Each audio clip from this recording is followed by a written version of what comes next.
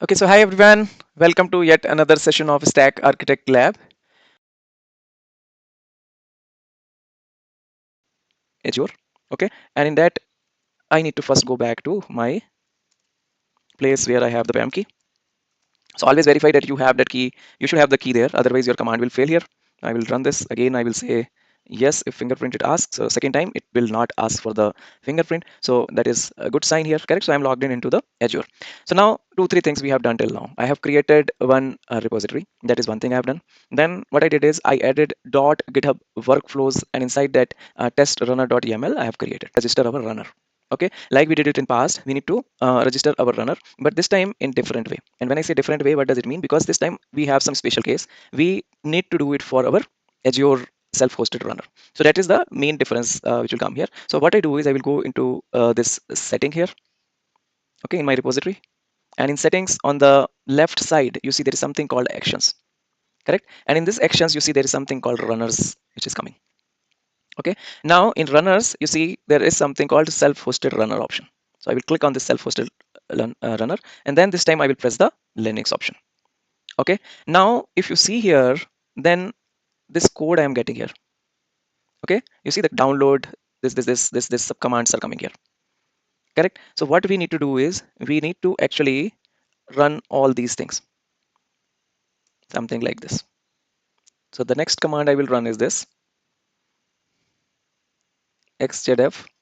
Okay, and that I will do here. And let me explain what I am doing.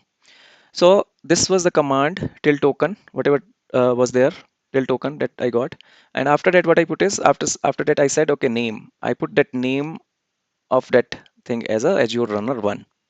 Then label, I'm labeling that is Azure self-hosted Linux, so that in enterprise what happen is, like when we have multiple self-hosted runner, we should able to see that okay, which one is for doing which task. Okay, so that's why this label is important. And then in work section you see underscore work and unattended, means I don't want to monitor this thing again and again. So you see here it is saying that GitHub action authentication connected to the GitHub, runner registration, runner successfully added, then runner settings saved. Okay, so now let's see the next very important step here. So you see, like in this location, in my action runner, these all folder we got, or these all things we got when we unzipped our this bundle or untarred our bundle.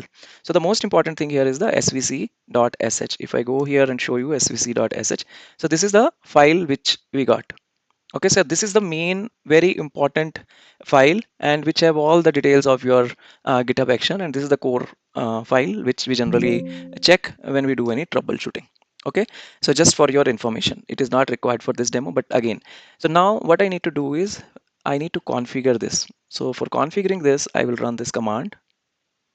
Okay, and then I will say start this services here. So from Azure side, I'm trying to start the service. That is what I'm doing. Okay, and then status also it is showing me correctly. So now what I do is I need to go and cross check from my GitHub side that whether this thing get reflected in the GitHub side or not. So what I do is I should go into the runners, and I should see this Azure runner -1 in the my GitHub action. That is the idea here.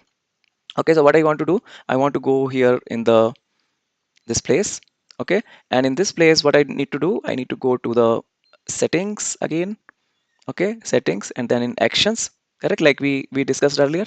And then in the runners you see there is something called Azure runner 1 self-hosted Linux. This, it is idle, correct, but it is showing and it is connected also, correct. So that is the good thing about this. Now